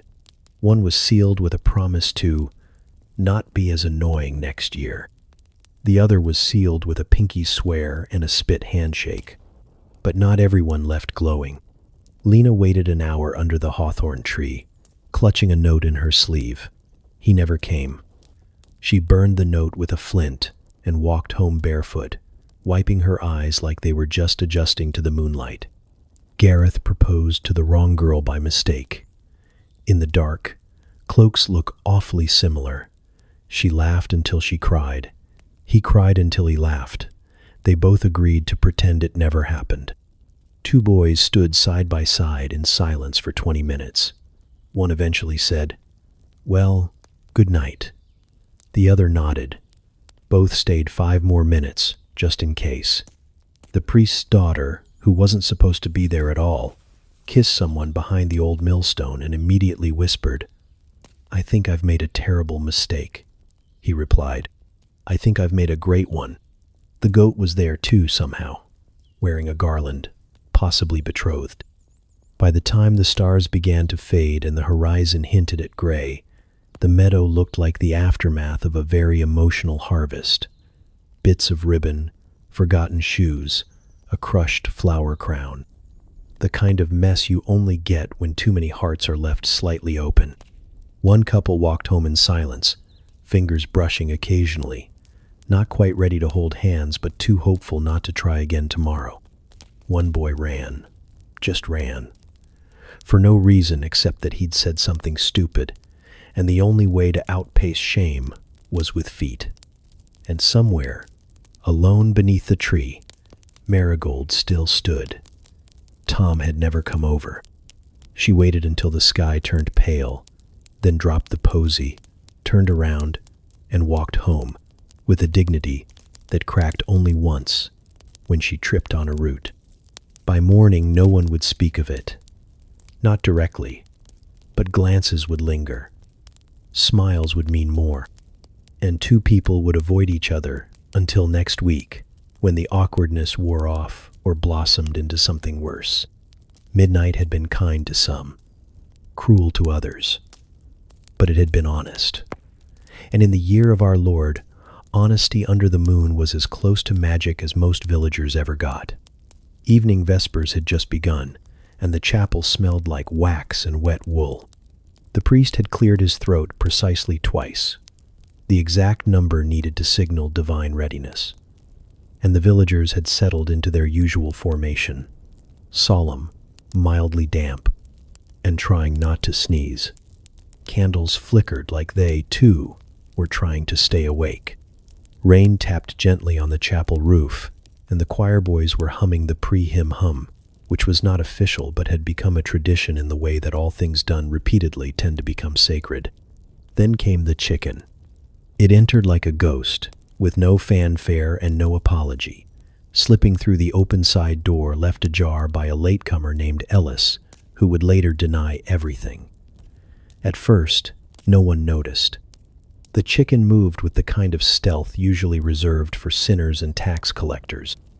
It was a modest chicken, brown-feathered, beady-eyed, possibly sentient. It strutted halfway down the aisle before anyone made a sound. It was the blacksmith's daughter who saw it first. "There's a chicken," she whispered. Her brother shushed her. "No, look, it's under the third bench." The priest paused mid-sentence. "He who sows in sorrow shall reap in." Cluck. The sound echoed louder than it should have.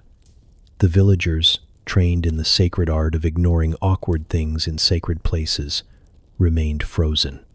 Except the chicken, who had now perched itself near the altar and was pecking curiously at a discarded bit of wax. The priest closed his book. "Did anyone bring that?" The silence said no.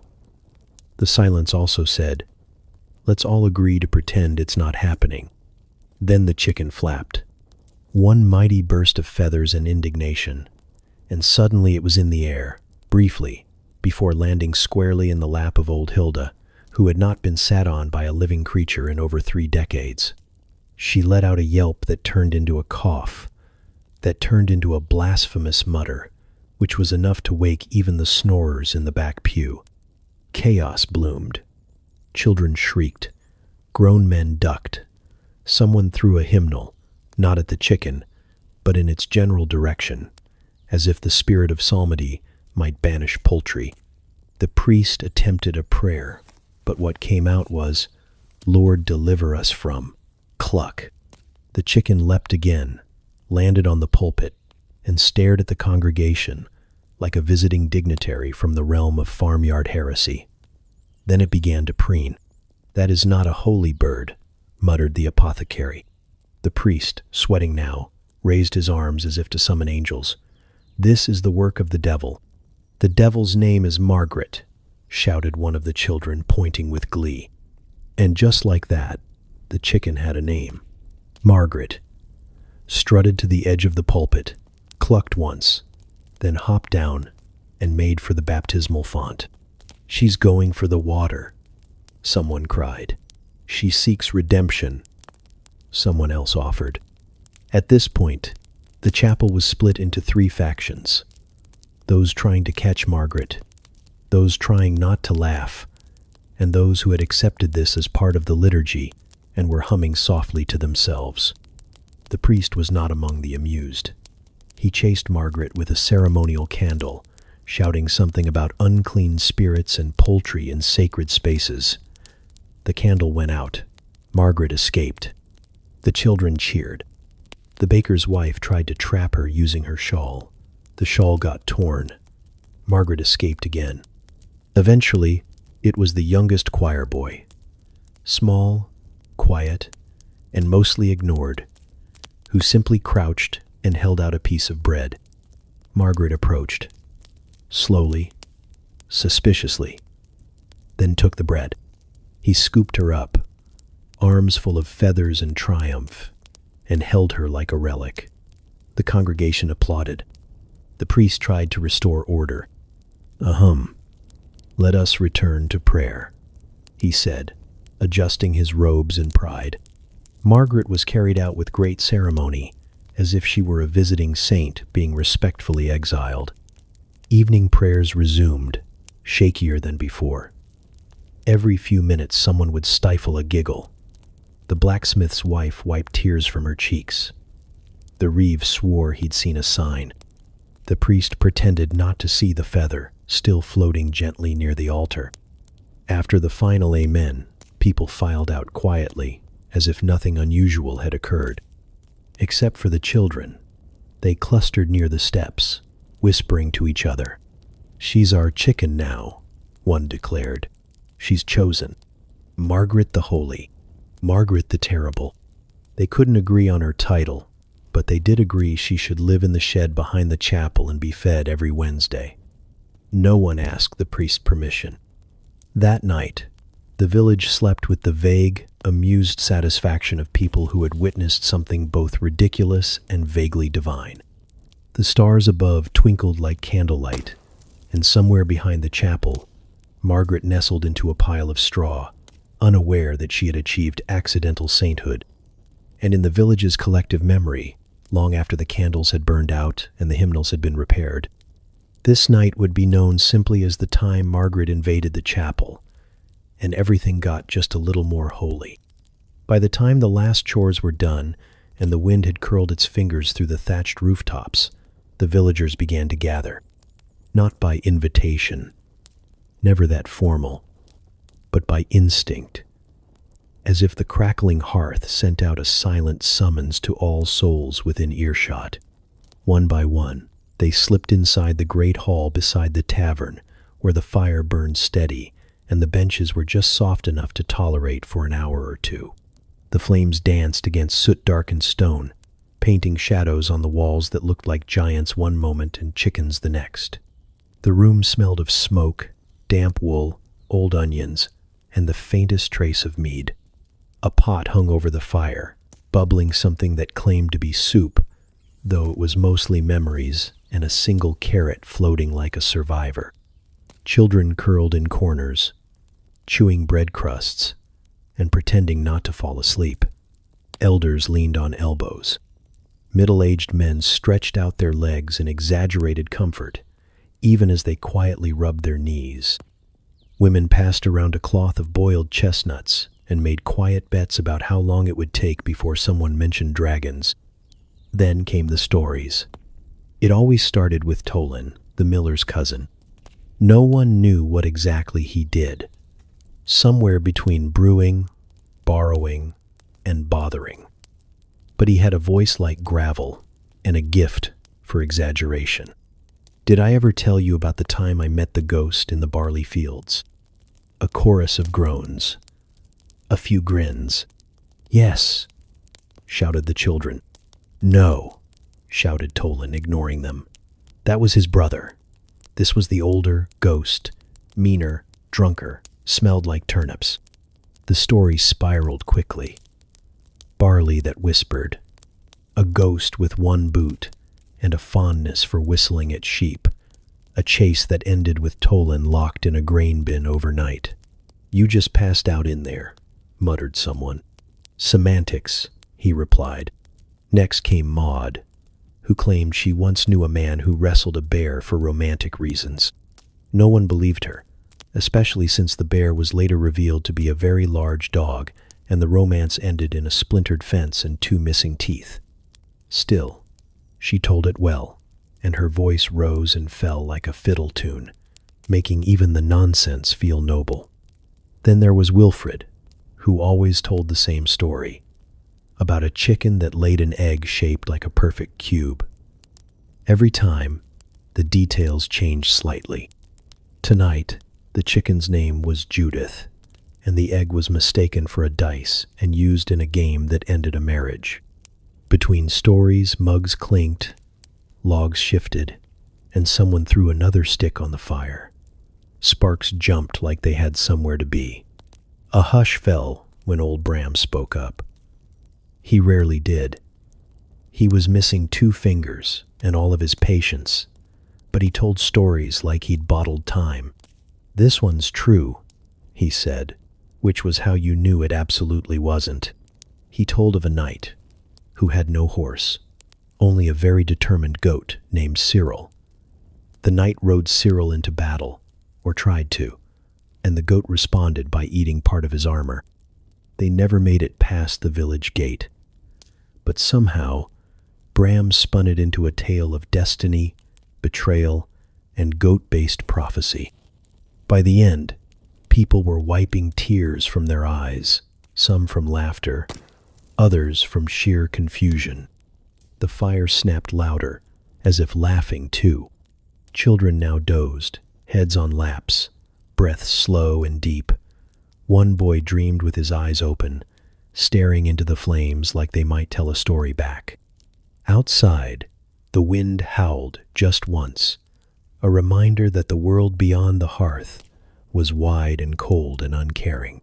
But in here, the walls held steady, the laughter held longer. Rilla told a tale of a man who sneezed so hard it dislodged a tooth and changed the outcome of a local election. Someone else added a bit about a woman who claimed to hear bees in her bread, which turned out to be true, and the bread had to be exorcised. I once saw a duck walk into the tavern, quack 3 times, and leave. Was it a real duck? Define real. The stories blurred into one another, like watercolors left in the rain. Impossible to separate truth from jest, or memory from invention. And that was the point. Stories weren't for record-keeping. They were for warmth, for distraction, for stretching a single evening into something that felt longer, fuller, and less ordinary. Eventually, the yawns came in waves. Boots scraped the floor. Cloaks were pulled tight. One by one, the villagers stood, nodded good nights, and slipped back into the night. Only the fire remained awake, low and glowing, whispering to the last embers about goats and ghosts and the strange things people believe when the stars are out and the stew's been shared. Tomorrow, there would be fences to mend, cows to milk, pies to burn.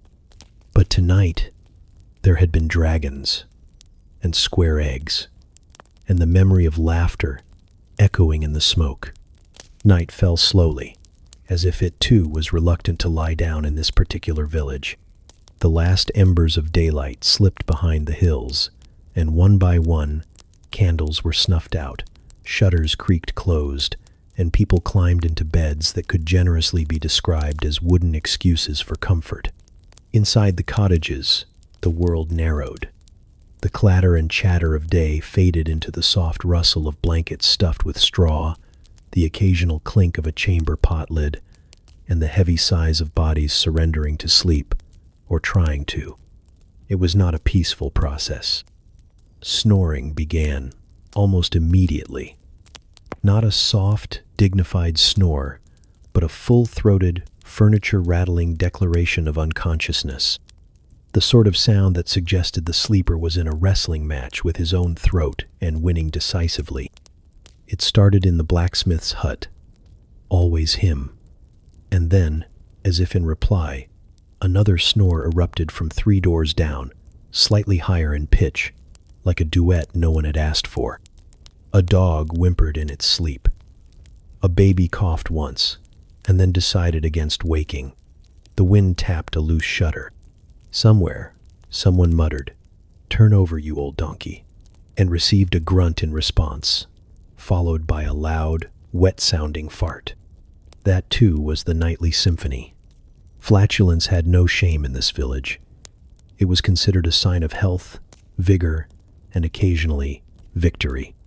The baker's wife had once claimed her husband farted so loudly, it scared the rats out of the grain store. Whether this was true or not, the rats were gone, and the baker was proud. Tonight, the gas was especially sociable. A rhythmic series echoed from the tailor's cottage, followed by laughter. He and his wife made a game of guessing what animal each one sounded like. "That was definitely a goose," she whispered. In another hut, 2 teenage boys lay on opposite ends of a lumpy mattress, giggling like fools. "Did you hear that?" "No." "That was you." "Was not." Felt the draft. They dissolved into giggles again, muffling the sound with pillows that had once been sacks of grain. And through it all, the fleas partied. They were the true insomniacs of the village, tiny tyrants of the mattress realm. As soon as human skin made contact with straw, the fleas leapt into action like it was opening night at the theater. Bites were delivered with precision. Itches bloomed like unwanted flowers. People scratched in their sleep. Some moaned softly. One woman, half awake, slapped her leg and whispered, "Got you, you little demon," before rolling over triumphantly. The apothecary claimed to have a flea-repelling salve made of garlic, mint, and hopeless optimism. It worked for exactly 1 night. Then the fleas came back with reinforcements. Dreams stirred, strange and slippery. The blacksmith dreamt of a dancing cow that judged him harshly. A young girl imagined her chicken could talk and accused her of theft. The reeve, noble even in slumber, muttered official-sounding things about fences and cabbage law.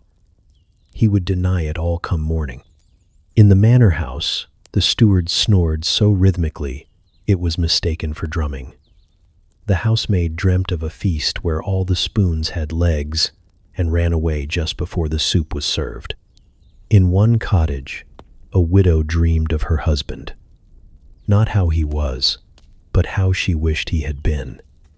He didn't snore in the dream. He smelled of rosemary and knew how to dance. Down in the common house, the last fire sputtered in the hearth. One man sat upright in his sleep, eyes fluttering, muttering about taxes and trousers. His bunkmate nudged him flat again. Even the animals had joined the chorus.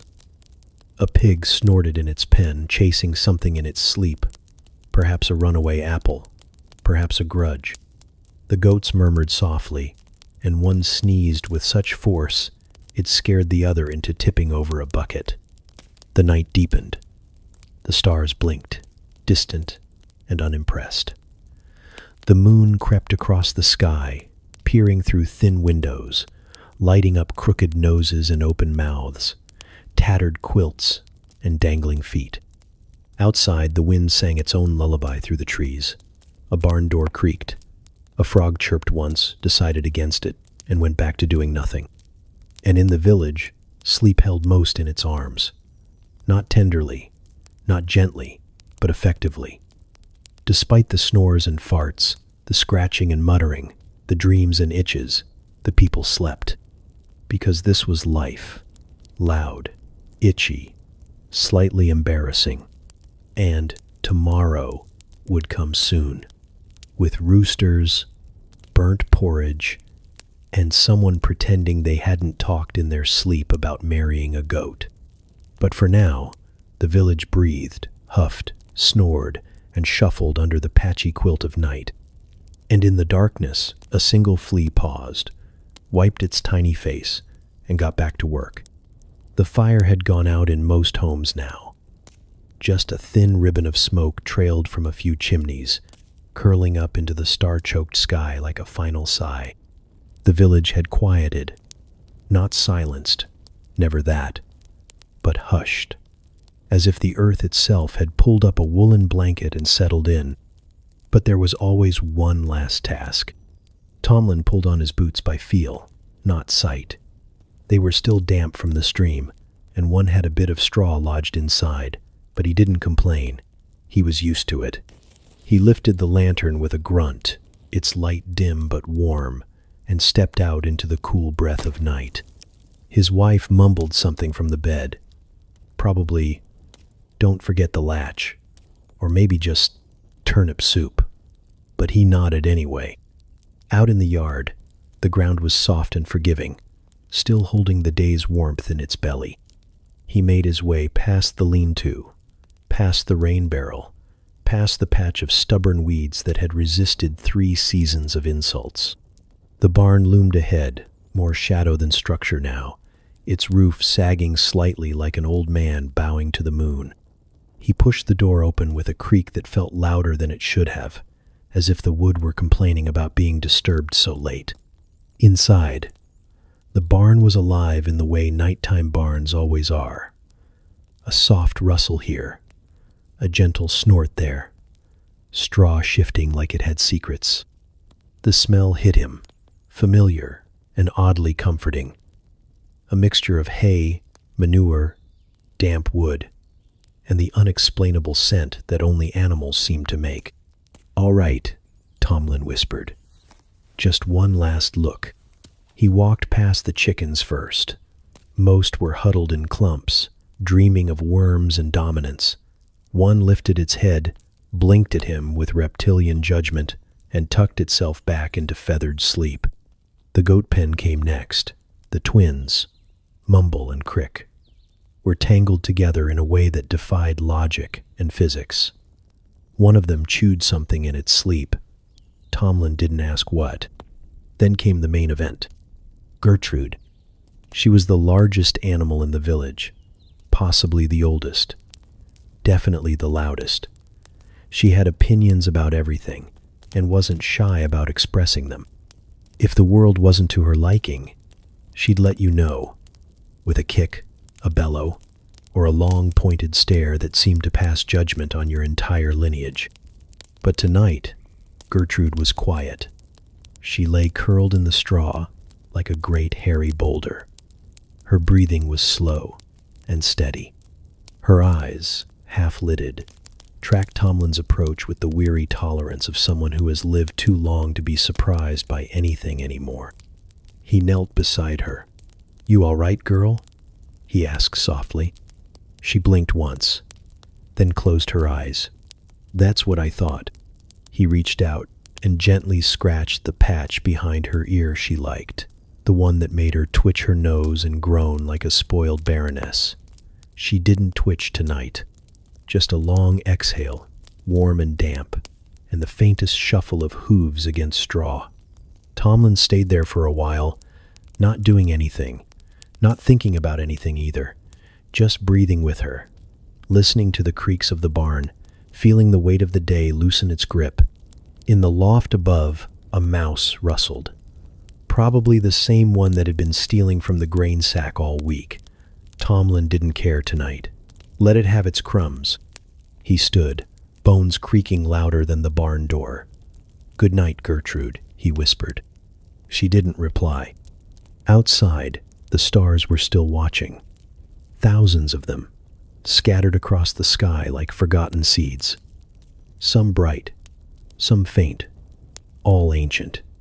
He paused and looked up, just for a second. No prayers, no thoughts, just a glance, just enough to feel small in the right way. Back inside, the village was deep in its dreams. The baker rolled over and muttered about burnt crusts. The priest mumbled an unfinished sermon. A child somewhere whispered dragon, then snored like one.